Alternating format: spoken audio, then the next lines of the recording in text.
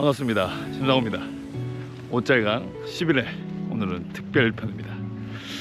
사실 이게 지금 제가 지금 남해군에 여행을 와 있는데 여기서 옷잘강을 촬영한다 칠판도 없고 뭐 그렇다고 해서 화이트보드가 있는 것도 아니고 여기 지금 모래사장인데 여기다가 뭔가를 쓰기에는 좀 이상 같기도 하고 그러다가 그러면 칠판과 화이트보드가 없는 곳에서 할 수 있는 게 뭐가 있을까 생각해보니 좀 수학적인 어떤 원리 내린 것보다는 좀 다른 얘기 좀 해보도록 하죠.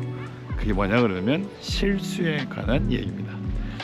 우리가 수학 문제를 풀다 보면 실수를 많이 하죠. 특히 시험을 치다 보면 좀 더 긴장감이 생기고 하다 보니까 실수를 더욱더 많이 하게 되는 것 같습니다. 근데 실수를 하는 가장 큰 원인이 뭐냐 그러면 제가 볼 때는 급한 거죠. 사실은 뭐 누구나 다 잘 알겠지만 급해서 이제 실수가 발생하지 않나. 그럼 왜 급해지냐 그러니까 뭐 시험을 잘 보고 싶으니까 급해지는 거겠죠. 이게 수학 문제가 총 30개가 구성 자체를 보시면 처음에는 좀 쉬운 것들이 있다가 어느 정도 시간이 잠깐만요. 보다 보니까 좀 약속해주의 손가락이 보이네요. 손가락의 약속.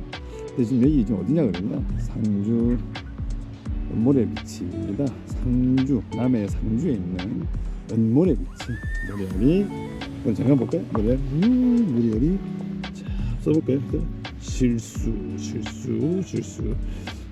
실수로 쓰고 있는데 손가락 대로 나오고 있나 모르겠네.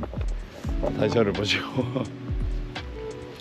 그러니 이게 앞쪽에 좀 쉬운 문제가 있고 뒤로 갈수록 난이도가 이제 좀 있는 문제들이 곳곳에 있다가 또 다시 쉬워졌다가 또 어려운 문제가 있다 보니까 앞에 문제들을 좀 빨리 풀어서 뒤쪽의 문제들을 푸는 시간에 여유를 갖고자 하는 거죠.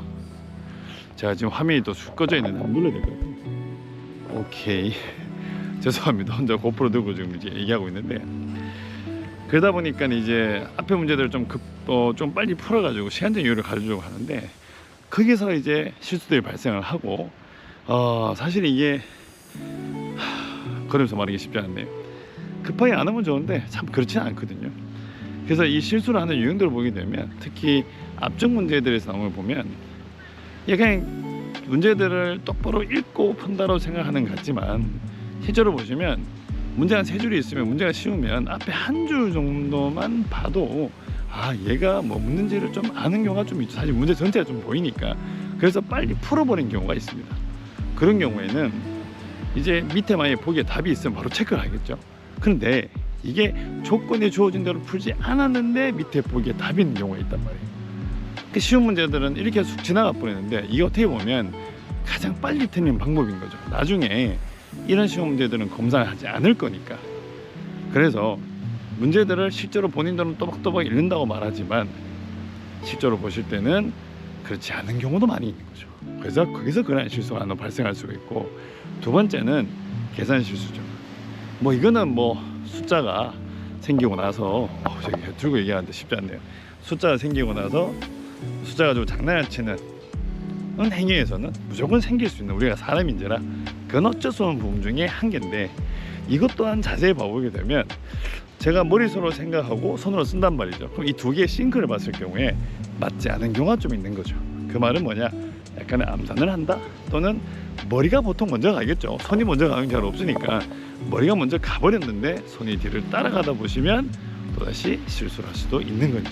그래서 이럴 때는 제 생각에는 머리로 생각하고 손으로 쓰고 입으로 말하고 귀로 들으면서 이 4가지를 다 맞추면 참 좋을 텐데 그렇게 문제를 풀어준다면 화면이 또 그렇다면 그나마 좀 더 실수를 줄일 수 있지 않을까.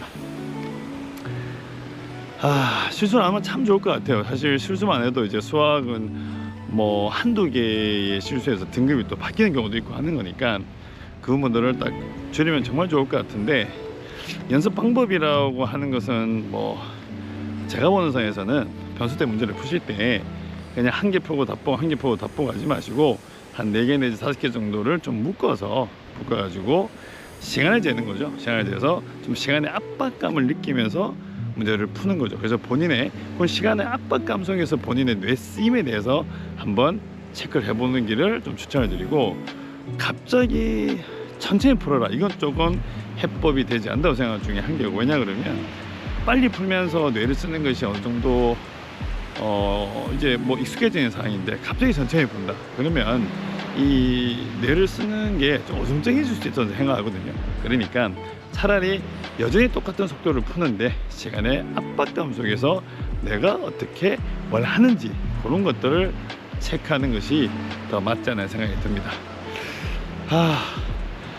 이게 맨날 칠판 앞에서 얘기하는 거하고 이렇게 고프로 들고 뭐 얘기하는 것이 생각보다 쉽지 않은데, 쉽지는 않은 것 같은데, 이 실수를 줄이는 건 너무 중요한 일입니다. 그러니까 평소 때 너무 좀 난이도가 있는 문제들 위주로 많이 가지 마시고, 뭐 물론 푸는 건 중요하겠지만 좀 더 적절한 난이도 또는 좀 쉬운 문제들도 시간의 압박감을 느끼면서 좀 푸는 연습을 하기를 하면서, 혹시라도 내가 실수한 것들이 있다 또는 좀 버벅거렸다 이런 것들이 있으면 그런 문제들은 반드시 내가 왜 그렇게 했는지를 꼭 체크하고 넘어가셔야 됩니다.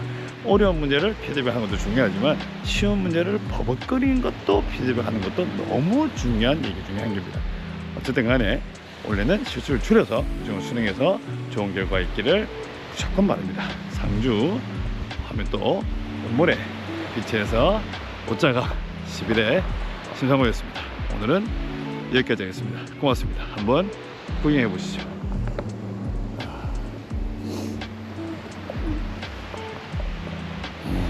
모래 이 수조를 제가 만져보시면 너무 고와요. 너무 고운 모래 맞는 것 같습니다. 그리고 오늘 옷자강은 진짜 여기서 그만하도록 하겠습니다. 나중에 기회 되시면 남이군 오셔가지고 꼭 여행 한번 해보시기를 바랍니다. 너무 이쁩니다. 저 뒤에 보니까 저기 뭐죠? 소나무인가요? 소나무 숲도 떡하니 있네요. 진짜 여기까지 하도록 하겠습니다. 빠이빠이.